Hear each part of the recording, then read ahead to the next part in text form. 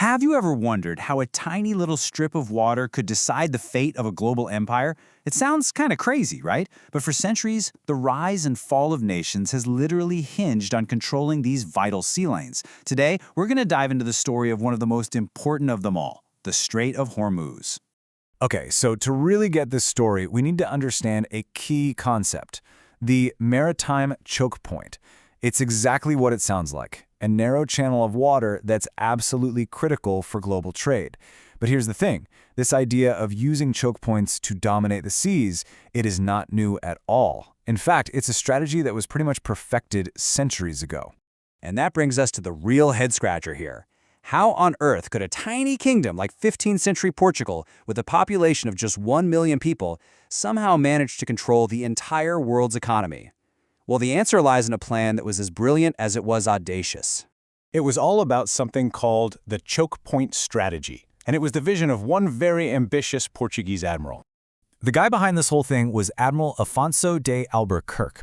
He took a hard look at Portugal and knew it was just too small to go out and conquer huge chunks of land like other empires were doing. So he had a different idea. Instead of conquering land, he decided to conquer the sea lanes by targeting the world's most critical choke points. And the sheer scale of his plan, it was just breathtaking. This wasn't some local strategy. He was building a global network. By grabbing control of the major arteries of trade, the Strait of Hormuz, the Red Sea, the Cape of Good Hope, and the Strait of Malacca, a tiny country could basically put a stranglehold on global commerce. So, let's zoom in on the crown jewel of this whole network, Hormuz. This place was a gateway to riches that are almost impossible to imagine. The year you've got to remember is 1515. That's when Afonso de Albuquerque swooped in, conquered the island of Hormuz right there at the mouth of the Persian Gulf, and immediately started building a massive fort. He knew exactly how valuable this spot was. You see, Hormuz wasn't just some military outpost. It was like a giant funnel. All the most luxurious goods from the East had to pass through it to get to Europe. We're talking Persian silk, incredible Chinese porcelain, priceless Indian spices, and those legendary Eastern pearls. Every single bit of it had to go through this one tiny point. So how did Portugal get rich off this? It was simple, really. They turned their control into cold, hard cash. They charged tariffs and sold trade licenses to every ship that passed through. Pretty soon, the money pouring in from Hormuz became a primary source of funding for the entire Portuguese treasury. This fort wasn't just a fort, it was a money-printing machine that bankrolled an empire. But you know how these stories often go. When there's that much wealth and power, the seeds of failure are often planted from within. And that brings us to our next chapter, an empire's neglect and the cracks that started to show. And you can really see the slow, painful decay on this timeline. In the early 1500s, it's all about conquering and building. But by the middle of the century, greed started to set in. They jacked up the tariffs so high that it actually started to hurt trade. Then, by the late 1500s, they just stopped investing in the fort altogether, and corruption was everywhere. The whole situation really came to a head in 1580 when the King of Portugal died without an heir, and the entire Portuguese Empire, including Hormuz, got absorbed by the Spanish Empire.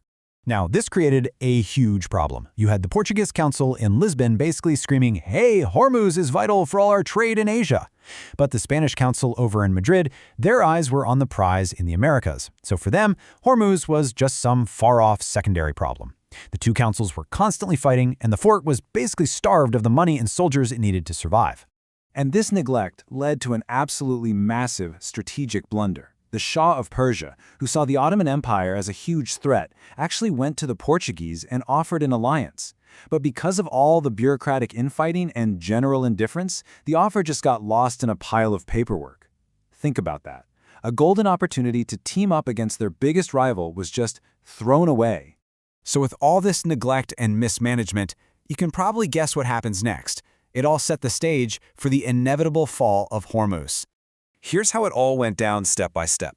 First, that Persian Shah they ignored, he kept building up his army. Second, he bought modern cannons and guns from the English, but he didn't have a navy, so for step 3, he made a deal with the English East India Company.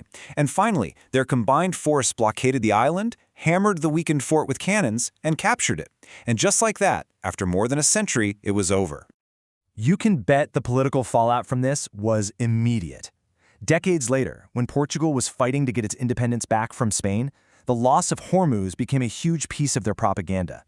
The Portuguese pointed the finger right at the Spanish king, blaming him for not sending help. They used it as a perfect example of why they needed to break away from a Spanish empire they saw as negligent and in decline. But here's the really interesting part. Even after the fort fell and the empire crumbled, the memory of Hormuz's incredible wealth, it lived on. It left these echoes through time, especially when it came to its most famous treasure, pearls. Back in Spain, people were shocked and angry. The famous writer Quevedo, who absolutely hated the king, wrote this brutal sonnet about the loss, with the line, "The English and the Persians have conquered Hormuz." It was a total public humiliation for the crown. And the legend of Hormuz, as it was known in Spanish, just kept going for centuries. This wasn't some forgotten historical footnote. In 1813, there was an opera called The Tyrant of Hormuz.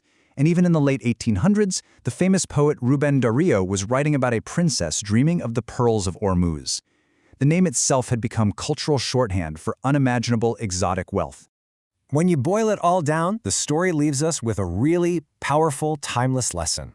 It doesn't matter how valuable your strategic assets are, if you don't give them focus and you don't keep investing in them, they're worthless. Portugal built an empire by seizing a choke point. Spain lost it by simply looking the other way. And that leaves us with a pretty fascinating question to think about. What if the empire hadn't looked away? What if they had actually made that alliance with Persia? Just imagine how different the map of the world and the flow of global power might look today.